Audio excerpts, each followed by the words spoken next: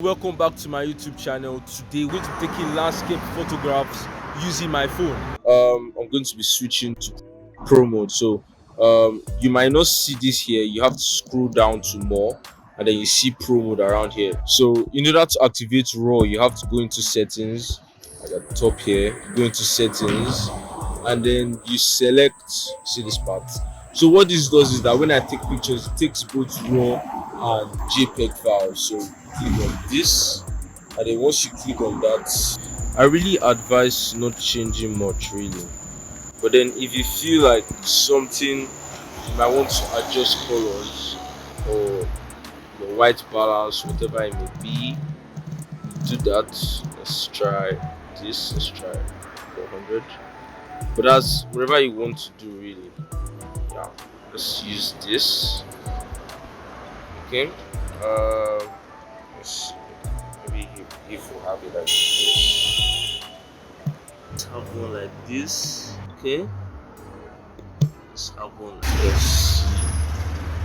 Let's see this basically. Okay. So this is what's gonna happen. I'm going to adjust my focus. Just like it goes to the back and ignores the trees. The down. Alright, so now we are in Photoshop CC 2022. It doesn't matter what Photoshop you're in, but you're in Photoshop. So now I've imported my files into my File Explorer wherever I want to save them. I call it land, and then you can see that there are some other pictures that were not involved in that video. Yes, I did take some pictures randomly. So if you pay attention closely, you see that they're like doubles of each picture, and I'm going to explain that to you.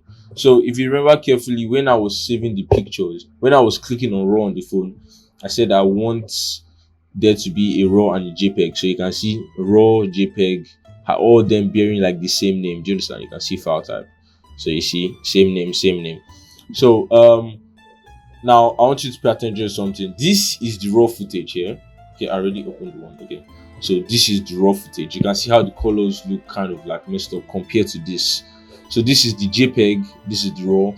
The phone has already done its computation to try and make the image best to what it feels, and then this is the raw. But it looks like this because we haven't taken it yet into our Photoshop or whatever editor you may be using that accepts raw footage though. So I'll be sorting my files by type so that I'll copy only the DNG files that I feel are reasonable. So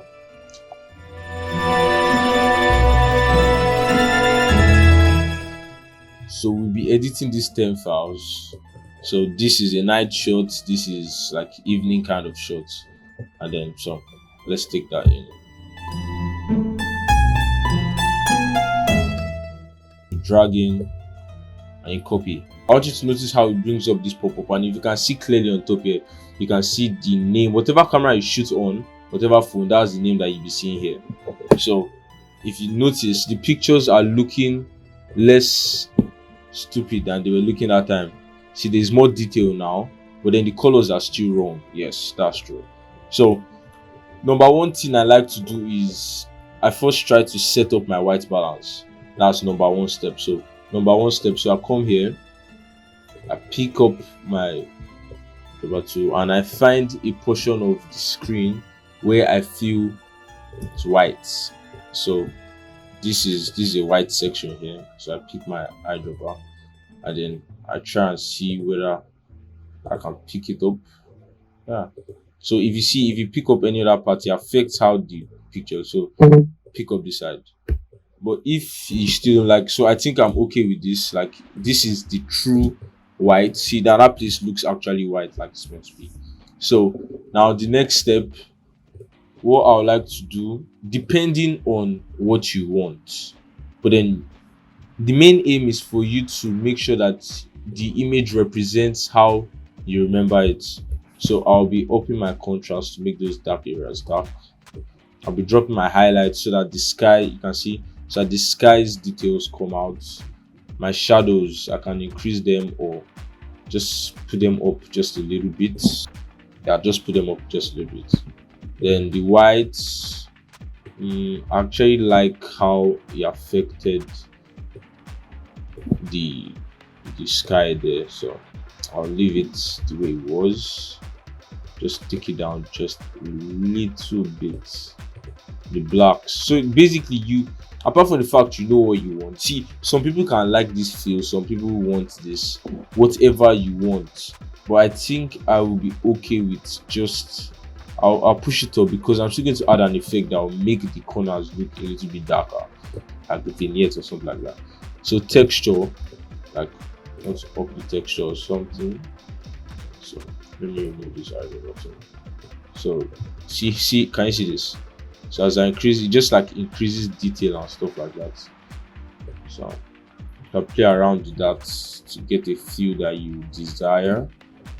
The clarity, so you see how it affects things. So you obviously don't want too much. You can as well leave it as the default that was there, which was 8 for this particular picture. Then this one, you look at it, what does it do? So if this is what you want, so now down to vibrance here, this is like talking about the colors and stuff. So you see it's getting like grayish. So I'm just going to like leave it just slightly here.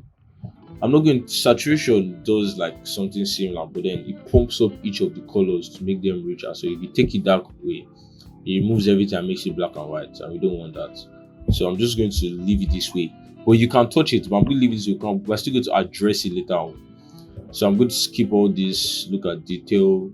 You can like see, look at this. So this image, if I sharpen it a bit, on 50, see how it's like dull here, but it's not. So get me. Noise reduction, like if you had noise on your screen and stuff like that, see what I'm saying? But I'm going to leave it as default. So you just like play around with all of these figures and see what fits best for you. But next thing I'm going to is color mixer. So here are the color mixer. Start from hue. So from hue, first look at how things are. So with this our image, the reds, how do we like the tint of the red? That's what I mean. So you play around with things. Do you like how the red is looking? Do you want it to look like this? So you look at this side. That's where the reds are. So I think I'll prefer mine here a bit. Oranges, look at everywhere. This section. I think I'll leave it just like this. I kind of like it this way, maybe just down a little bit.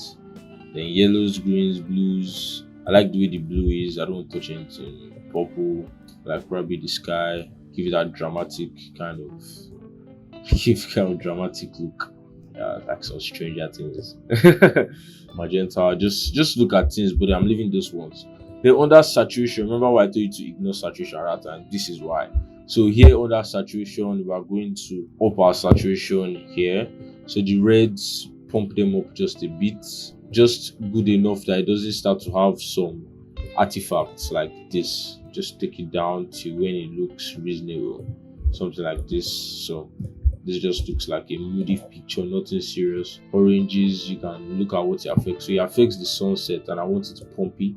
So yellows, same thing, you just look at them. Saturation, greens, blues, I think I'm okay with how the blue is. Purples, don't touch anything much. Then you go to luminance. Under luminance, you choose where you want the color from the image to come from, like the brightness of the image come from. So it's from the reds, the blues. So basically, since the sun is orange and red-ish, is around yellow, orange, red timeline. You see what? So you see, we try and see where it affects. So if I leave it as default, so let's see what this does. Let's see. You reduce it appropriately, give it a much more moody feel. I don't want something too unreal. Let's have a look at this. I hope the image still remains intact. Yes, it is beautiful. So just look at that. Then skipping color grading. You can play with all this stuff. This for like aligning the stuff like that. Then under here, effects. So you have greens. If you zoom in and you see this, so you see no greens. Increase the greens. So maybe this is how you want your footage to be. You can't like add detail, but I don't want that. I want mine to be like this. So if you remember, I said I don't want to make the image too dark. So I said I don't want it too dark because I was still going to adjust something under here, vignetting. So look at this. Can you see this moody feel? If you take it the other way, it becomes white. So you see this. So we're going to just, since we already made the image dark, let's just take it down just a bit, not too much. So like you might be thinking, John, we have spent a lot of time on this calibration. You can check out stuff here. I spent a lot of time on just one picture. How are we going to do that one in a short time? I say short video. So now you see this image and this image are very similar. So like you can either copy it, like you select the ones you want from here, or but we are going to just like copy, basic Ctrl C and then Ctrl V or paste.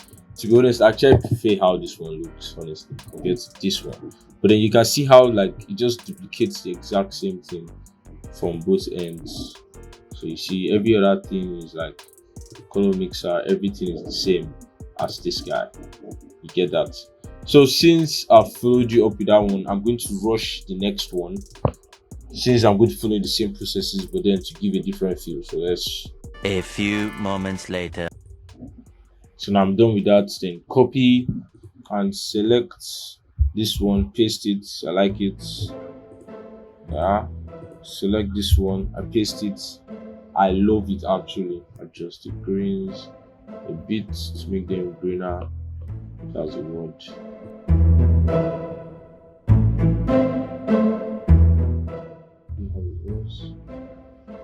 This, you can just copy this, Ctrl V. So if you want to export it, you can just basically come here. You can select all, like Ctrl A, select all.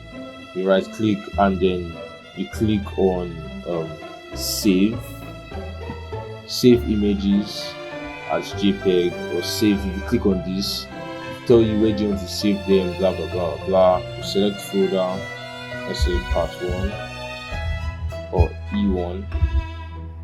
So let's put E1. Under E1, select this, drop it there. So file extension dot JPEG, since you're going to be posting it on social media and all that. But then you can as well save it as PNG. But then JPEG is right, JPEG is good. Then quality, just maximum, because you like want to get the best out of everything. So save, and then you check your file again under E1.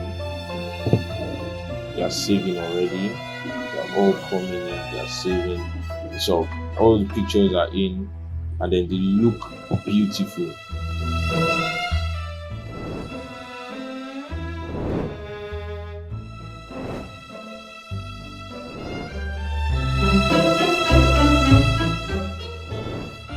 You don't have a raw file, just come here and drag the JPEG. So you see this file is a .jpeg file. I'll send the JPEG file to Photoshop just exactly the same way, but you see it opens up blankly, unlike the last time. So the solution to that, to open it up in that raw mode, is Ctrl+Shift+A. You press Ctrl+Shift+A, this layout comes up, and then you can now apply every single thing we've learned before in the past, just before this section of the video. A few moments later. Before, after, and that looks splendid.